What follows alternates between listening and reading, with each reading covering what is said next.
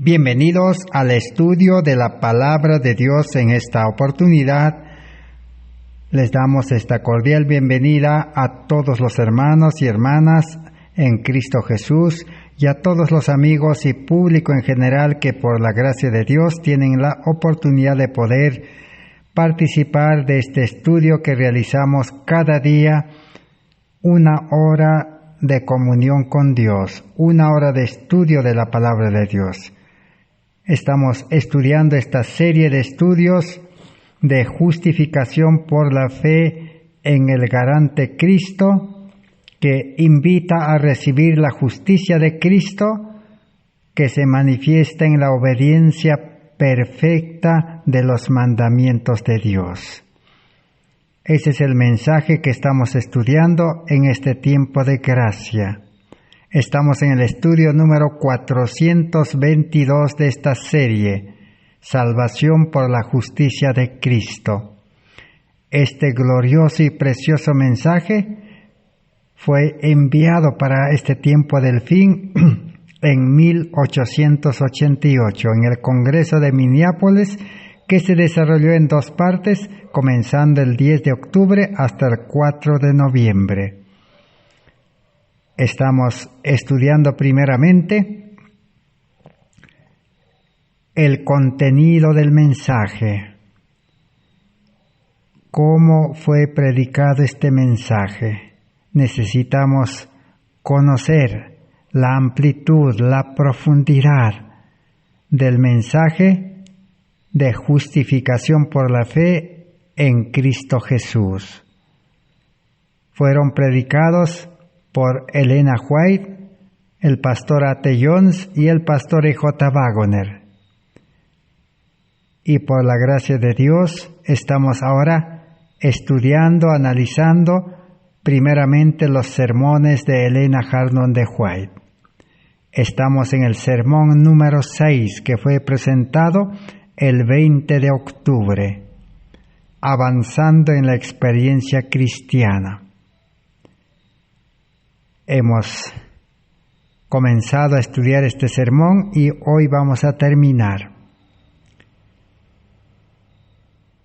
¿Cómo es realmente vivir en experiencia la vida cristiana? Así como en aquel tiempo el pueblo adventista necesitaba avanzar en la experiencia cristiana para recibir la lluvia tardía y dar el fuerte pregón al mundo entero, hoy más que nunca ese tiempo se ha postergado hasta nuestros días. Y Dios quiere en este tiempo que este mensaje sea recuperado y este mensaje sea aceptado y pueda cumplir su objetivo con el cual Dios envió este mensaje de justificación por la fe. Este mensaje debe primeramente ser presentado a los que conocen la palabra de Dios, para despertarlos y prepararlos con el carácter de Cristo, que es la gloria de Dios, para que en la segunda fase todos los que hayan aceptado a Cristo puedan ahora proceder impulsados por el amor de Dios, guiados por el Espíritu Santo, dar el fuerte pregón al mundo. La luz de aquel ángel que ilumina la tierra, Apocalipsis 18, el cuarto ángel. O el Antiguo Testamento dice que este mensaje inundará todo el mundo como las aguas cubren la mar. Entonces necesitamos comprender el contenido del mensaje. Hoy vamos a entonces continuar estudiando la última parte que falta de este sermón, avanzando en la experiencia cristiana. Pero antes podríamos preguntarnos, ¿qué vale ser cristiano sin ser justificado en la justicia imputada de Cristo? En otras palabras, si un creyente no inicia la vida cristiana aceptando la justicia imputada de Cristo, es decir, recibiendo la vida de Cristo, el carácter de Cristo en la conversión del nuevo nacimiento, si no se experimenta ese inicio que es la base, el fundamento de la vida cristiana, la vida cristiana de nada valdrá. ¿Qué vale ser cristiano y no demostrarle al mundo la belleza, la gloria, el poder del cristianismo a través de la justicia del glorioso Hijo de Dios en operación en la vida? De nada valdría si el verdadero creyente no demuestra al mundo aquella gloria, aquella belleza del carácter de Cristo en el creyente verdadero. ¿Qué valor tiene que alguien se diga cristiano y viva ajeno a los mandamientos de Dios, básicos de su justicia universal? Si el cristiano pues no tiene la ley de Dios escrita en el corazón por el Espíritu Santo, de donde el interior ahora sale la obediencia, el carácter de Cristo en el creyente, un carácter de amor, el amor que es el cumplimiento de la ley. Si esto no se manifiesta, de nada valdría. El cristianismo es Cristo y su justicia en poderosa evidencia en la vida del cristiano, en un testimonio vibrante de fuerza, de poder, de grandeza, de victoria sobre el pecado. No existe cristianismo con derrotas. No existe cristianos vencidos. En el cristianismo, con la justicia de Cristo, no hay estancamiento, no hay retroceso. El cristianismo de la justicia imputada de Cristo es un poder que cambia todo en la vida del hombre, cuerpo, alma y espíritu. El cristiano de verdad es aquel individuo que nada tiene de semejante con Cristo. Realmente vive la vida de Cristo, tiene el carácter de Cristo. Así el mundo puede creer que el Evangelio de Dios tiene poder. Y lo que da poder al Evangelio, a la palabra de Dios, es Cristo, es el amor de Dios. Eso es lo que se necesita en la experiencia cristiana. Ese es el mensaje que la hermana Juay estaba presentando en el Congreso de Minneapolis, lo cual, como ya hemos visto y aún seguiremos estudiando, cómo fue rechazado. Detalladamente, una vez estudiado estos sermones, vamos a nuevamente conocer la historia con mayores detalles de la oposición y el rechazo. Ahora continuemos con nuestro estudio.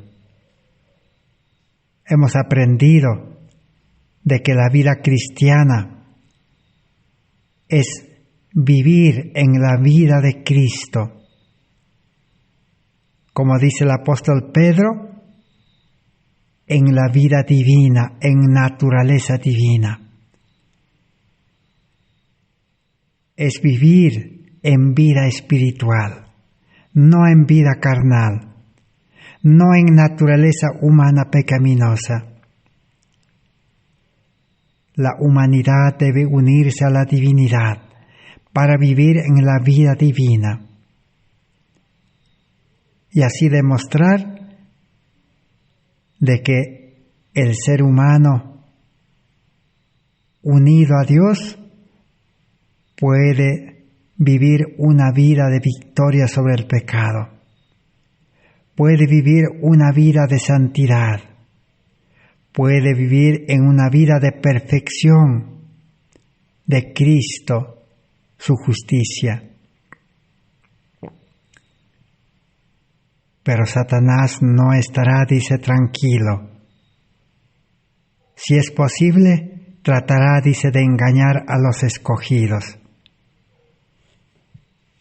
Pero el verdadero cristiano tiene la ley de Dios en el corazón. El verdadero cristiano tiene el amor de Dios brotando del corazón. Ahora su vida espiritual tiene que ser purificado de los malos hábitos, malas costumbres, malos deseos, inclinaciones. El hombre viejo está dispuesto a levantarse, pero Dios ha dispuesto amplia provisión. Si el cristiano no vive la vida de Cristo, si es así, está dando a entender de que el sacrificio de Cristo no fue completo, de que el Evangelio no tiene poder, de que Dios tampoco tiene poder. Eso es lo que está queriendo hacer entender si el cristiano vive todavía en pecado. El cristiano debe vivir en una vida justa, en una vida santa. Por eso dice, el justo vivirá por la fe. Pero Dios ha dispuesto de que así como Cristo en el santuario celestial está purificando el santuario celestial del registro de los pecados, así también en este tiempo la vida del creyente en Cristo debe ser purificado. Vamos a entonces continuar leyendo. Dice así: Ahora, Cristo está en el santuario celestial. ¿Y qué está haciendo Él?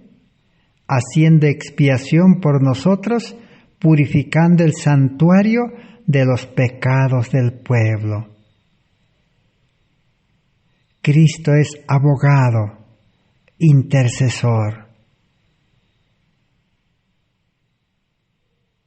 ¿Por qué Cristo intercede? Para garantizar la salvación del justo. Porque el verdadero cristiano inicia la vida espiritual con la salvación. El que tiene a Cristo tiene la salvación. O el que tiene a Cristo tiene vida eterna. Y es justo, es santo. Pero la palabra de Dios dice que el justo puede caer. Adán era justo, pero cayó.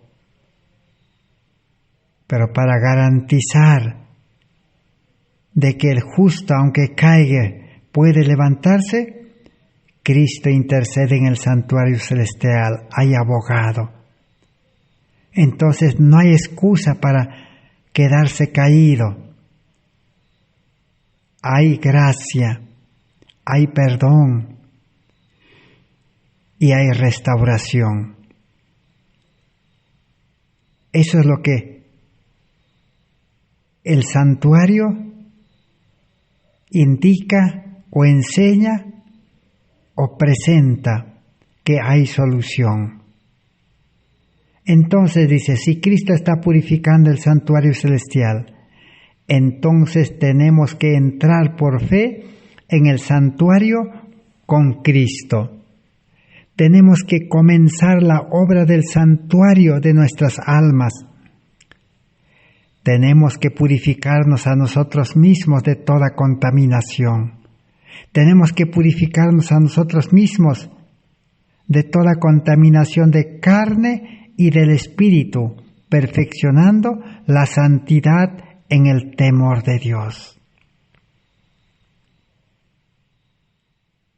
El verdadero creyente, como dice el apóstol Pablo en 1 Corintios 3, ¿no sabéis, dice, que vosotros sois templo de Dios y que el Espíritu de Dios mora en vosotros? Un verdadero cristiano con vida espiritual es templo de Dios. Entonces, este templo ya purificado en nueva vida debe ser también constantemente purificado, limpiado de la contaminación de carne y del espíritu, y debe crecer en perfección. Satanás va a venir y lo va a tentar a usted, y usted le va a dar cabida a sus tentaciones. ¿Y qué va a suceder entonces? Si el justo permanece en pecado, y si en el juicio investigador aparece de que no se ha arrepentido de los pecados a los cuales ha caído, entonces perderá la salvación, perderá la vida eterna. Por eso, el verdadero creyente coopera, colabora y acepta que Cristo, como el verdadero sumo sacerdote, pueda morar en su corazón para purificar constantemente y tenerlo preparado sin mancha, sin mácula ni cosa semejante. Ese es el mensaje que se estaba presentando en 1888 y hoy también necesitamos ese mensaje. El que no entiende, dice, el que carece de ellas, es corto de vista y ha olvidado que ha sido purificado de sus antiguos pecados. Segunda Pedro 1:9. Entonces el que vive la verdadera experiencia cristiana, todos los días, el Espíritu Santo, la gracia de Dios, la palabra de Dios, purifica al verdadero cristiano. Necesitamos una fe verdadera, una fe que pueda mantenernos permaneciendo en Cristo. Continuamos con el sermón. Dice, ahora, cuando comience a trabajar, Satanás va a comenzar a trabajar en la dirección opuesta. Y si usted es poco amable y áspero, y si no está viendo en la casa de Dios su cruz, entonces usted no tiene el conocimiento del Señor Jesucristo, no lo discierne en su amor y en su infinita pureza. Muchos dirán, yo estoy salvo, yo estoy salvo, yo estoy salvo, pero bien, ¿han sido purificados de toda contaminación de carne y de espíritu? Si realmente tenemos la salvación, entonces nuestro cuerpo físico, mental y espiritual debe estar ya purificado de la contaminación de carne, es decir, de todo lo que le gusta al hombre carnal. Debe estar ya separado, liberado por el poder y la gracia de Dios. Pero si todavía el creyente ama el mundo, se ocupa de la carne, es decir, se ocupa de todo lo que desea el ser humano carnal.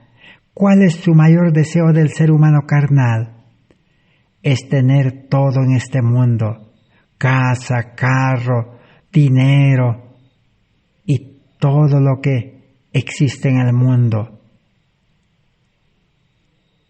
Y pregunta ahora, ¿y se pueden ellos purificar a sí mismos a través de la justicia de la ley? Repito la pregunta. ¿Y se pueden ellos purificar a sí mismos a través de la justicia de la ley? Jesucristo vino a este mundo y es su justicia la que se le imparte a los hijos de los hombres, los que están obedeciendo la ley de Dios. Todo el mundo puede decir: yo soy salvo, estoy salvo. Como cualquier transgresor de hoy, ellos pueden decir: creo en Cristo, que es mi Salvador. Pero ¿por qué ellos desprecian su ley, que es la transcripción de su carácter? Cuando ellos desprecian la ley de Jehová, ellos desprecian al Señor Jesucristo. Necesitamos diferenciar. ¿Qué significa despreciar la ley? No solamente es despreciar la ley escrita en letra, como dicen muchos hoy, que la ley fue clavada en la cruz.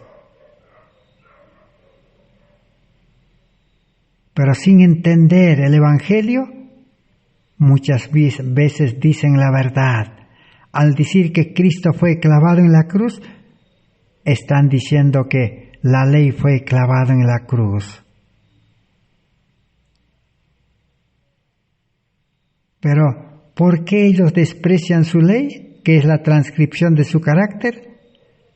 Cuando ellos desprecian la ley de Jehová, ellos desprecian al Señor Jesucristo. Una verdad más clara y contundente no puede existir. Muchos dicen: yo respeto la ley, yo predico la ley, yo cumplo la ley. Pero como hemos aprendido,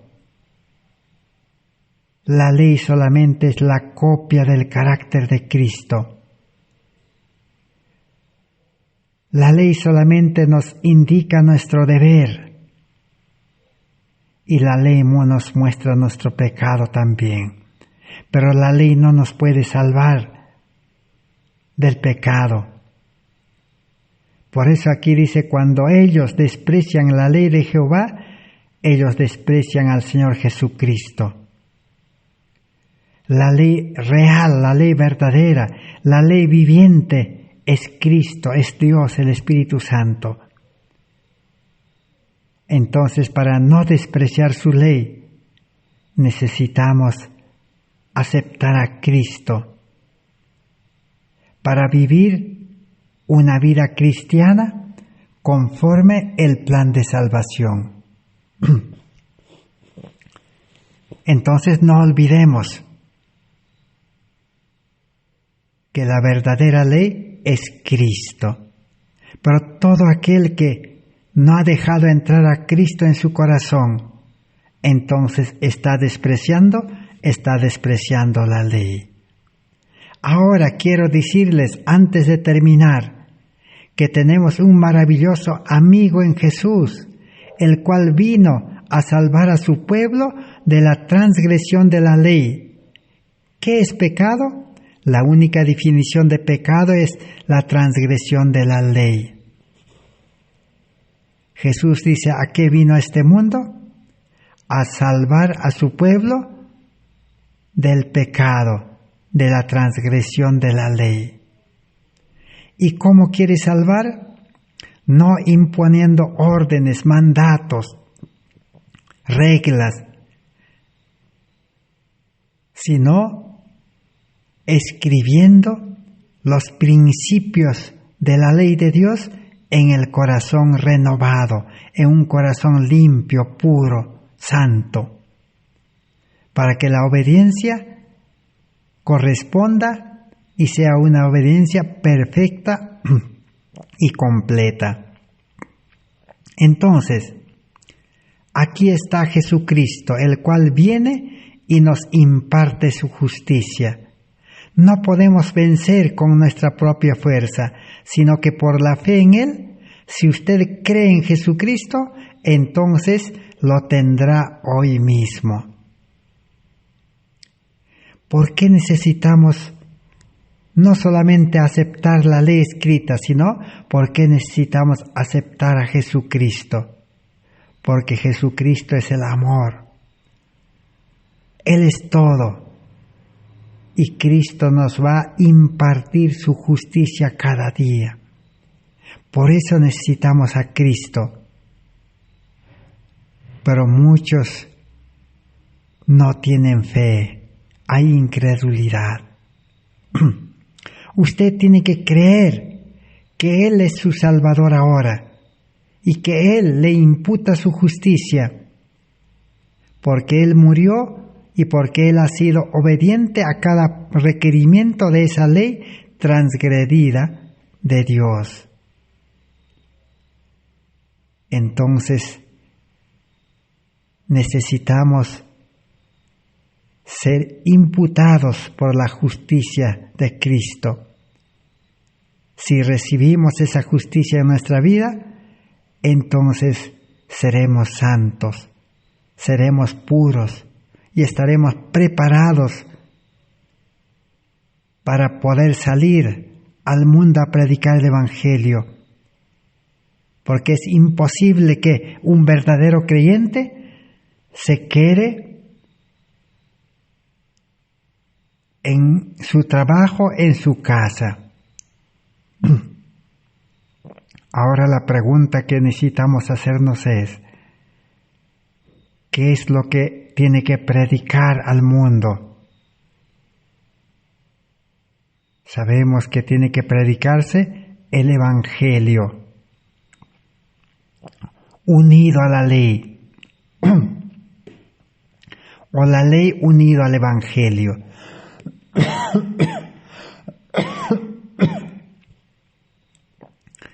¿Qué significa eso? Porque predicar la palabra de Dios separando la ley del Evangelio es una predicación sin poder.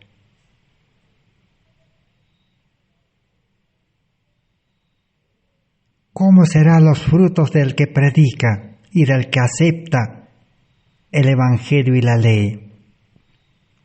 Jesús dijo, por sus frutos los conoceráis. El carácter, la conducta, la vida del verdadero cristiano será semejante a la vida de Cristo cuando estuvo en esta tierra. Su carácter del verdadero creyente será el carácter de Cristo, un carácter lleno de amor, misericordia y justicia. Entonces leamos lo que dice el sermón. Podemos ser llenos con toda la totalidad de Dios. Nuestras vidas pueden ser medidas con la vida de Dios. Entonces podemos presionar hacia atrás los poderes de las tinieblas. Gloria a Dios en las alturas. Yo le amo porque Él me amó primero. Yo voy a engrandecer su nombre. Me regocijo en su amor. Y cuando entremos por las puertas de la ciudad, será el mayor privilegio arrojar mi corona a los pies de Jesús. ¿Por qué? Porque Él me dio la victoria, porque Él llevó a cabo el plan de salvación en mí. Y cuando mire la gloria y a los santos redimidos, voy a arrojar mi corona a los pies de mi Redentor. Es de Él, fue Él el que compró mi redención. Entonces, los salvados darán toda la gloria, la alabanza a Cristo el verdadero Salvador. Aún dice las coronas que tengan los salvados, se bajarán y lo depositarán a los pies de Jesús. Porque la obra de salvación es obra de Cristo en el creyente desde principio a fin. Cristo es el que obra por medio de su Espíritu y los ángeles, llamando a los pecadores. Cristo es el que obra por medio del Espíritu Santo, llevando al arrepentimiento y aceptar a Cristo y al nuevo nacimiento. Y tercero, podemos decir que el cristiano que ha nacido a vida espiritual con el carácter de Cristo, ahora tiene que permanecer en Cristo. Permanecer en mí y yo en vosotros, dice. El que perseverara hasta el fin, éste será salvo. ¿Por qué entonces necesitamos dar gloria a Cristo? Porque Él nos dio la victoria, porque Él llevó a cabo el plan de salvación. Y cuando mire la gloria y a los santos redimidos, voy a arrojar mi corona a los pies de mi Redentor. Esa es la experiencia que necesitamos tener presente. Y esa es la gloria que Dios tiene preparado para sus hijos fieles y obedientes. Son obedientes porque tienen la ley verdadera en el corazón. Y del corazón saldrá la obediencia. Que Dios bendiga su palabra. Así debe ser, dice, una vida cristiana plena y creciente. Pero lamentablemente el pueblo adventista no quería aceptar estos mensajes. Pero ahora nos ha tocado a nosotros vivir en un tiempo en el cual este mensaje debe ser recuperado. Y hoy Dios quiere tener un pueblo. Y Dios estaba llamando a un pueblo en 1888. Por eso la hermana Huay presentó un sermón sobre el pueblo de Dios escogido, el sermón número 7, el 21 de octubre de 1888. El título, Un pueblo escogido. Así como muchos profesos cristianos religiosos dicen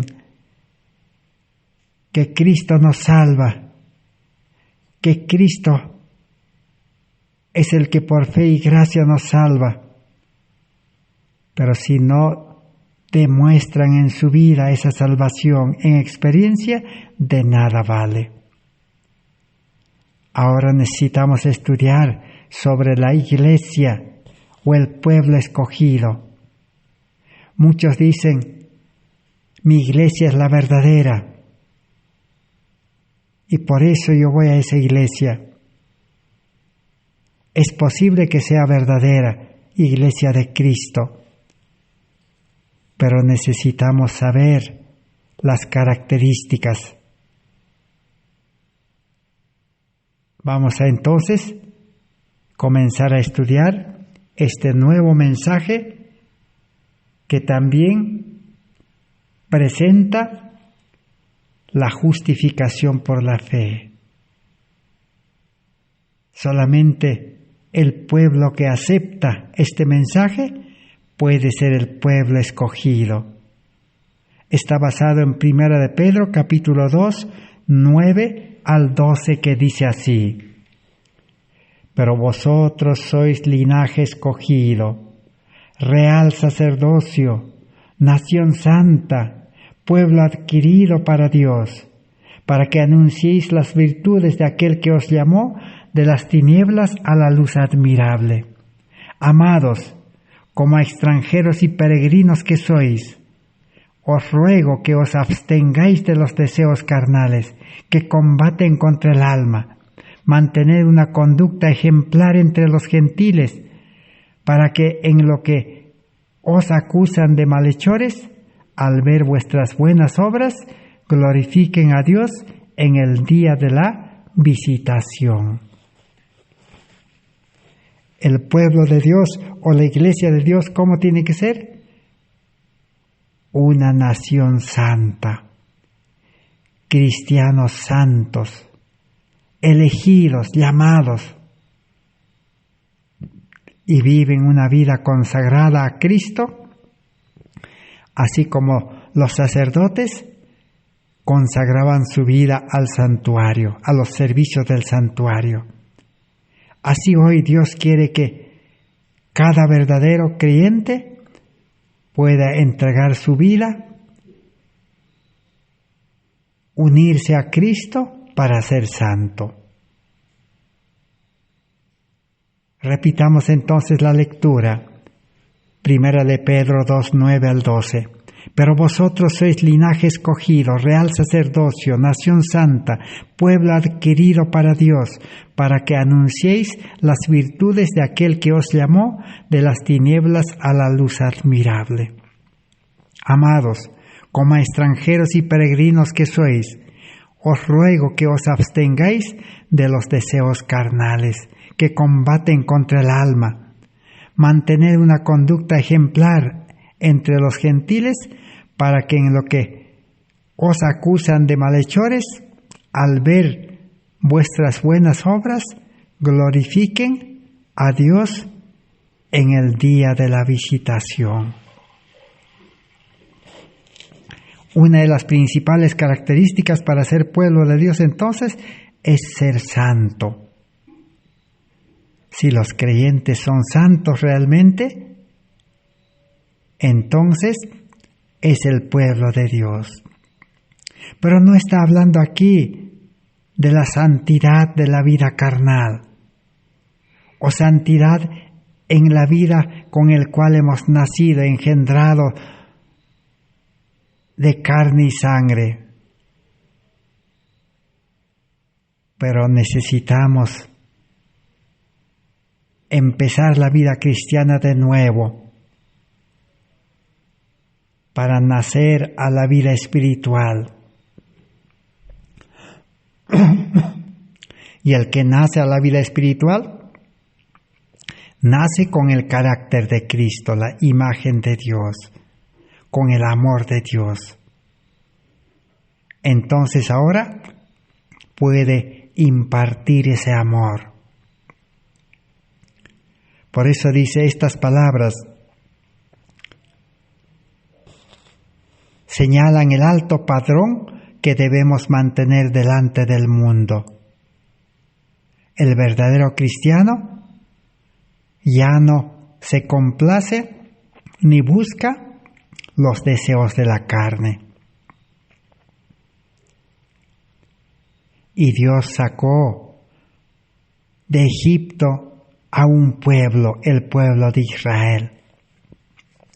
Así hoy Dios quiere sacar del mundo de Babilonia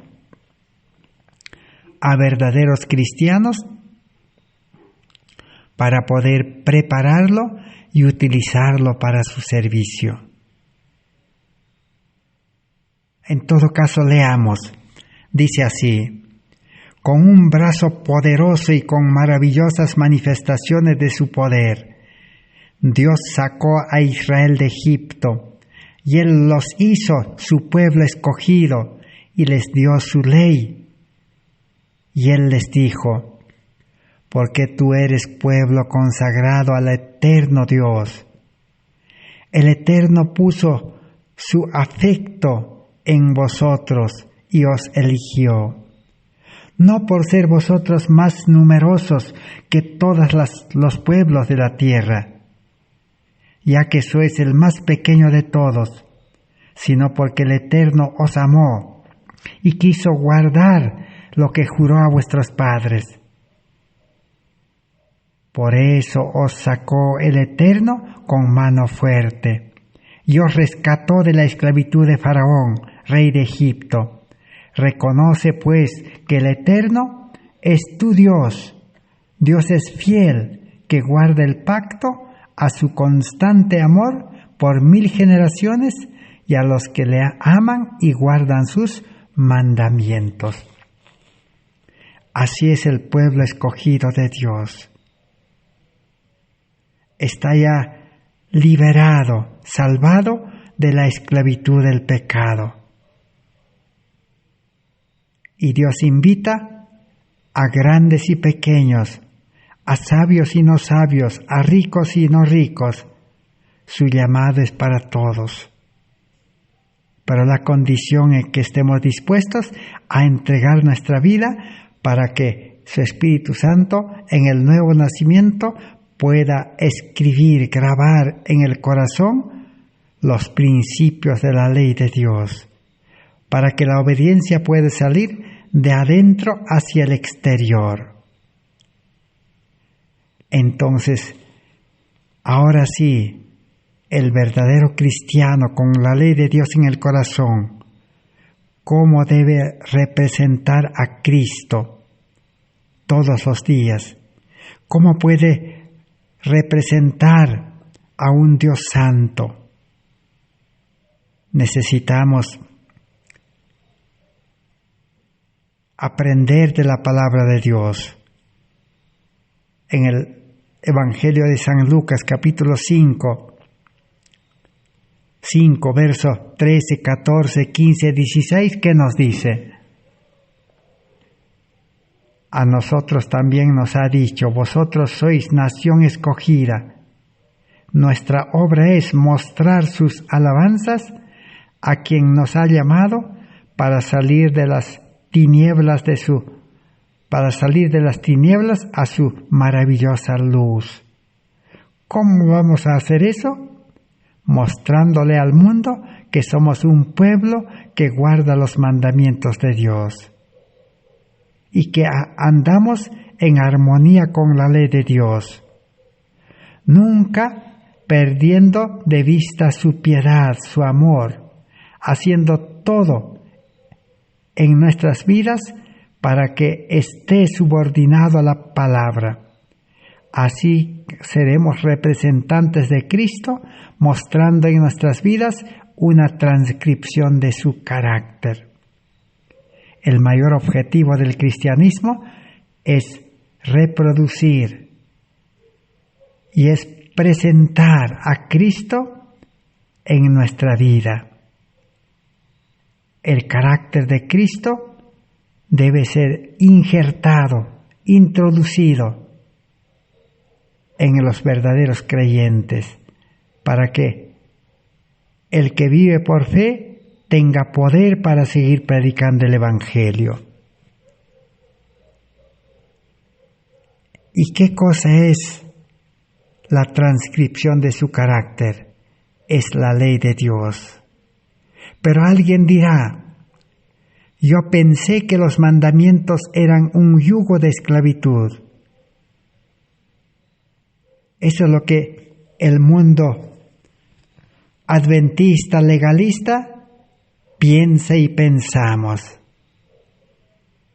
Pensamos de que es difícil obedecer las leyes de Dios, los estatutos de Dios. Y realmente es difícil. Pero Dios ha provisto una vía de escape, una solución concreta. ¿Cuál es la solución? El vestido del manto inmaculado de la justicia de Cristo. recibir el carácter de Cristo. Para aquellos que guardan la ley, es vida y una alegría, paz y felicidad. Pero para los que solamente guardan la ley exteriormente a la letra, será, dice, un yugo esclavizador. La ley es un espejo donde podemos vernos y discernir los defectos de nuestros caracteres. ¿No debiéramos estar agradecidos a Dios que haya provisto un medio a través del cual podamos descubrir nuestros defectos? La ley de Dios es el espejo, pero el espejo 1000 veces ampliado es Cristo. Cristo es el verdadero espejo. Pero Cristo también es el agua para limpiar, lavar al hombre espiritual. No debemos distorsionar el uso de la ley.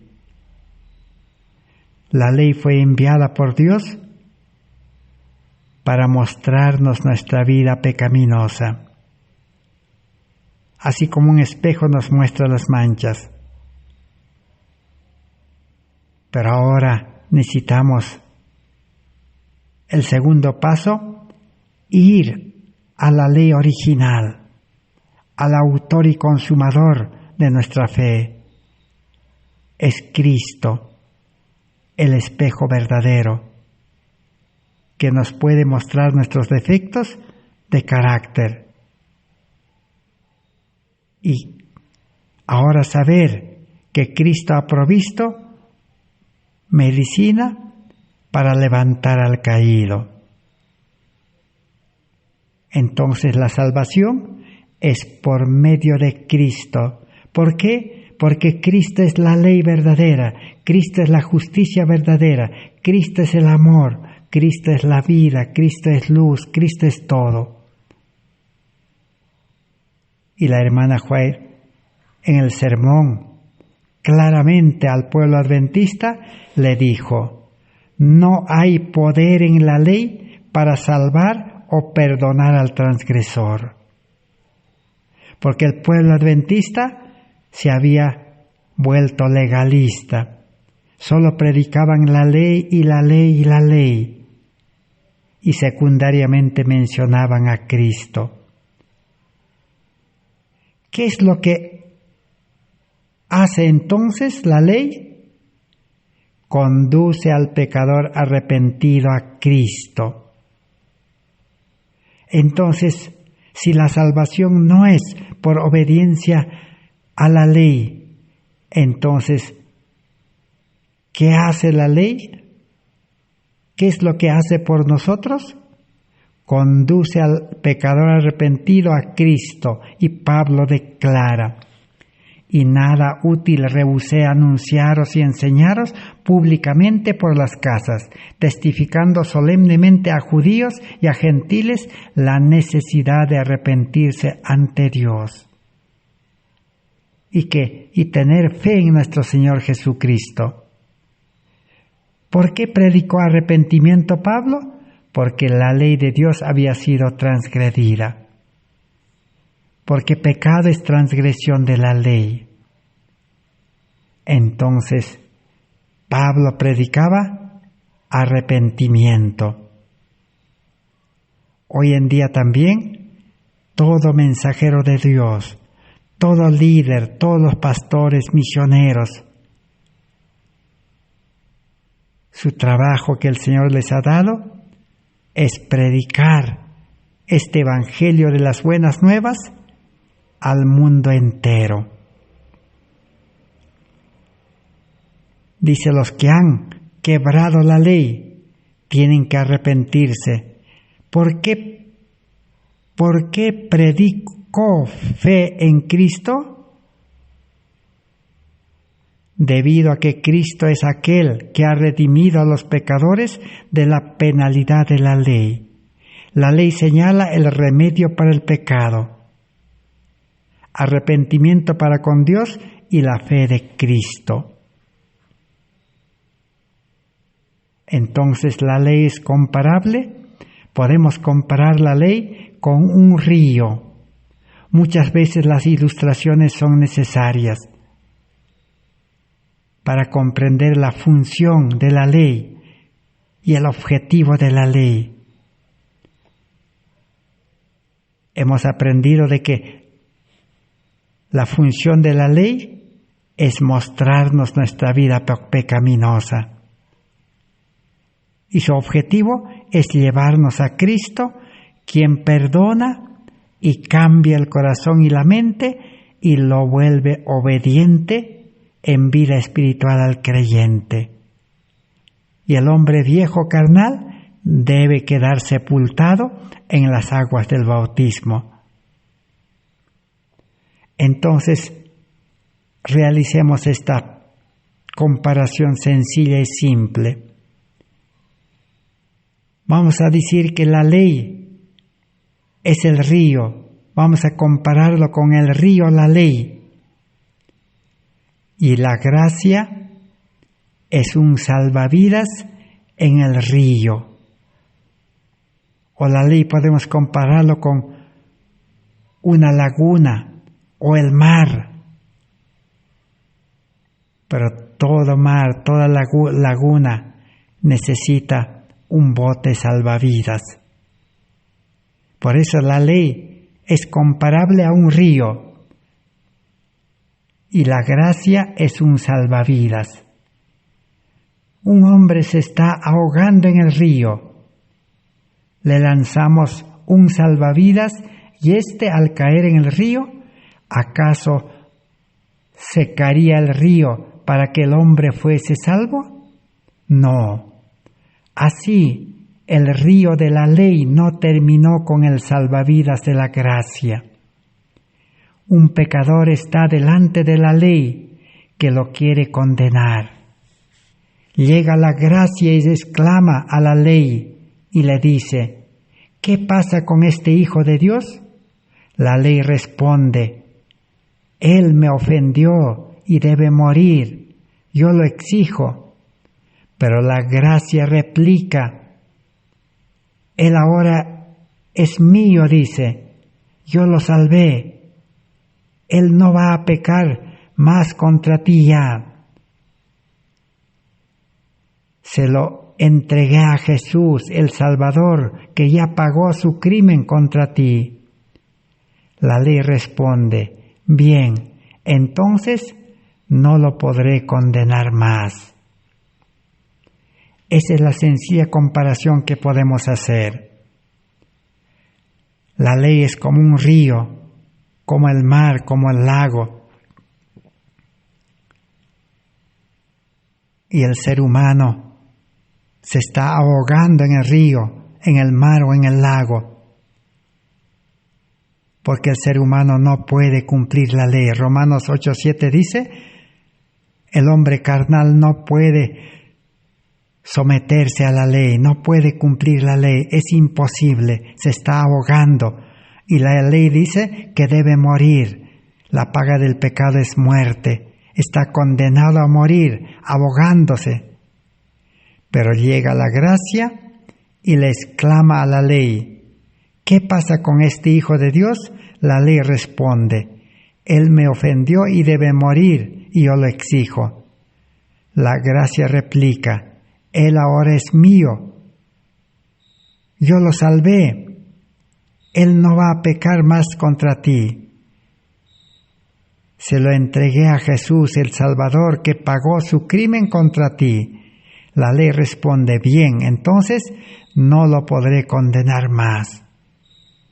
Eso es lo que ocurre en la práctica.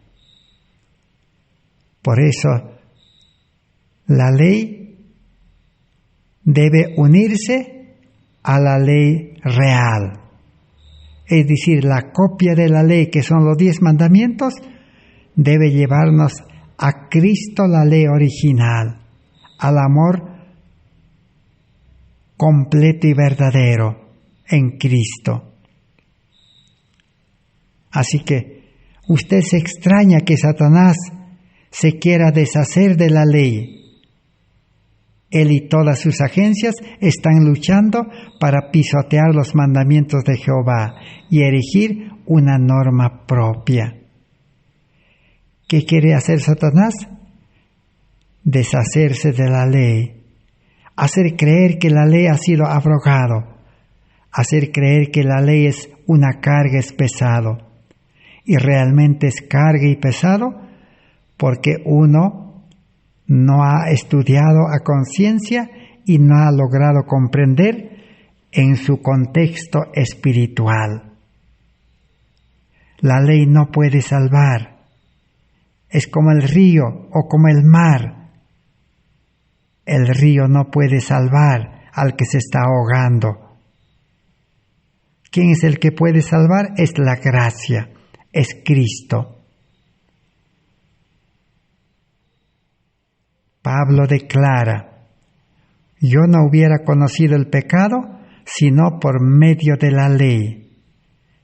Así, en otro tiempo, yo vivía sin la ley, pero cuando vino el mandamiento, el pecado revivió y yo morí. Así que entonces, la ley nos muestra el pecado. Y una vez que nos muestra el pecado, nos lleva a Cristo, que quiere hacer un cambio en nuestra vida, un cambio total. Desechar al hombre viejo, al yo, y crear un nuevo hombre espiritual, lleno del amor de Dios, con la ley de Dios escrita en el corazón. Por eso la hermana Joy dice, en la verdadera conversión, el pecador es primero convencido de su real condición. Él comprende que es un transgresor de la ley de Dios y que el Señor tiene afirmaciones sobre él y que él no va a renunciar.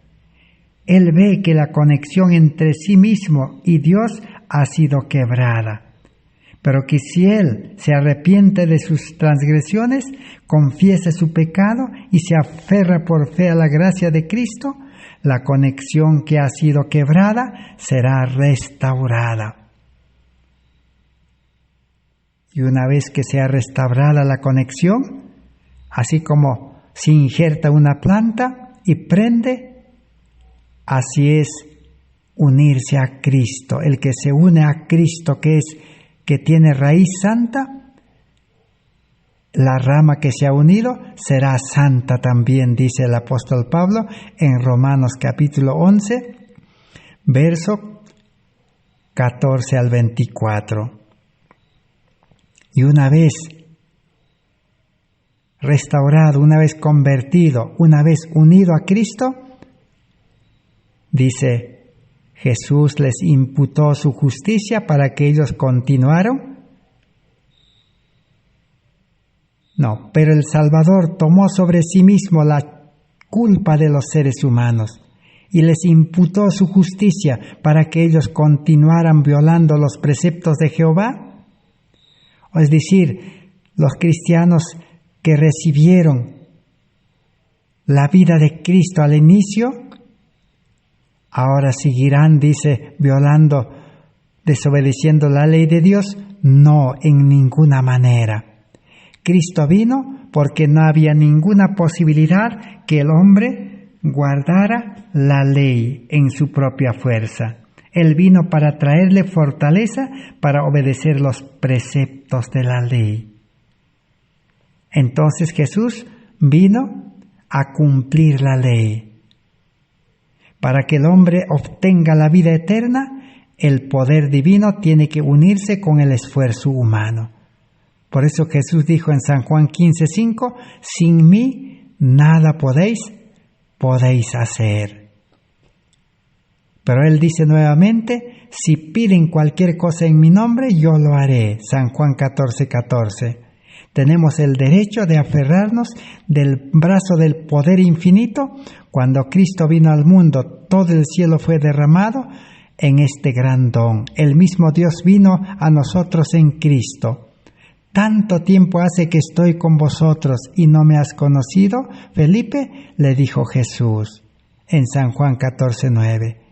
Cristo dijo: el que me ha visto a mí, a mi Padre ha visto. ¿Y cómo dices, muéstrame al Padre?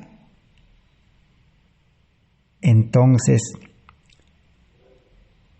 para terminar el sermón, la hermana Joe dijo: mi objetivo al decirles estas cosas a usted hoy es para que usted aleje su mente de las cosas de este mundo y las coloque en las cosas eternas. Si sus afectos son colocados sobre las cosas de arriba, si en su vida diaria usted está tratando de seguir el patrón perfecto, usted no necesita nunca desanimarse.